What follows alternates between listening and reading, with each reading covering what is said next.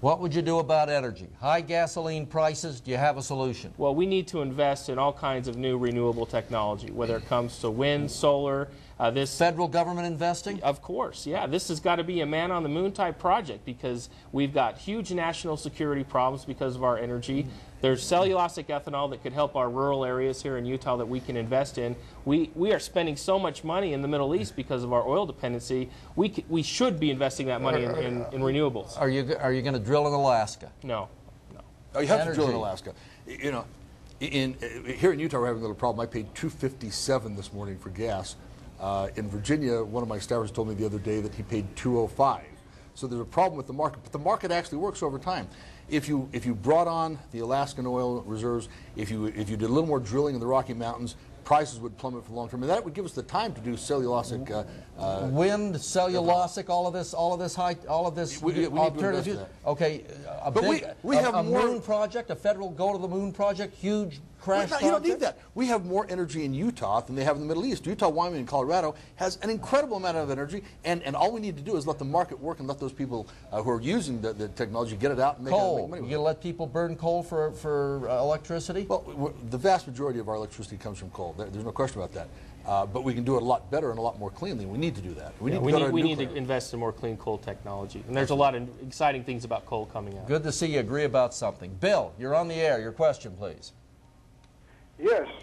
I would like to hear the opinion of both of the parties on tying or indexing minimum wage to congressional pay. If Congress gets a raise, the minimum wage goes up.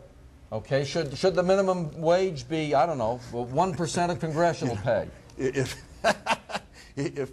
Congress goes up, then there's going to be a tie. That's not a bad way to do it. But again, the problem here is whether or not the minimum wage makes sense. I don't think it does. Fundamentally, it does not do that. The market, we have a robust economy, and everybody, my kids are going out to get jobs, and they'll get $8, $7, $9 an hour offers, $12 in one case. Index to congressional pay? Well, I think it does make sense to look at the cost of living adjustment when you look at minimum wage. We have not had an increase in minimum wage in over 10 years, and it's very difficult. I'm a bankruptcy lawyer. I see it every day in people's lives. They cannot pay their bills. They file bankruptcy, and it affects everybody in commerce, and we need to do better at getting people better wages. Doug, you're on the air. Your question, please.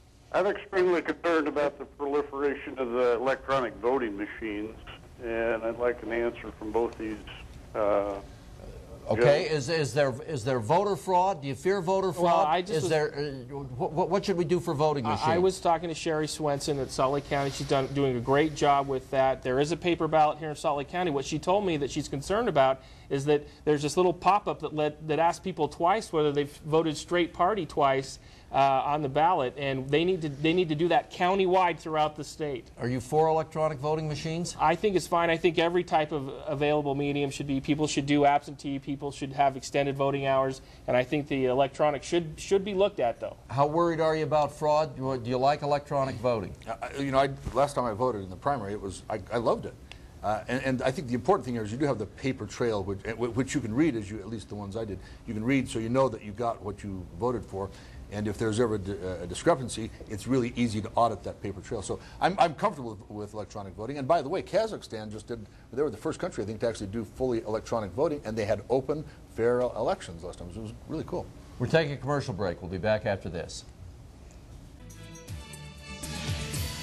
Right after this, we're going to have Laura Miller and Sim Gill, candidates for Salt Lake County District Attorney. Mr. Burridge, why should you be elected to Congress? We need change here in Utah. We need somebody that reflects the values of Utah like I do, who is conservative on social issues, but at the same time understands what it's like to pay a mortgage and have student loans and car payments. This is the youngest district in the United States, and we need new blood, somebody that's going to go back to Washington and fight for Utah's families to make it so that we can have a better quality of life for ourselves and our kids.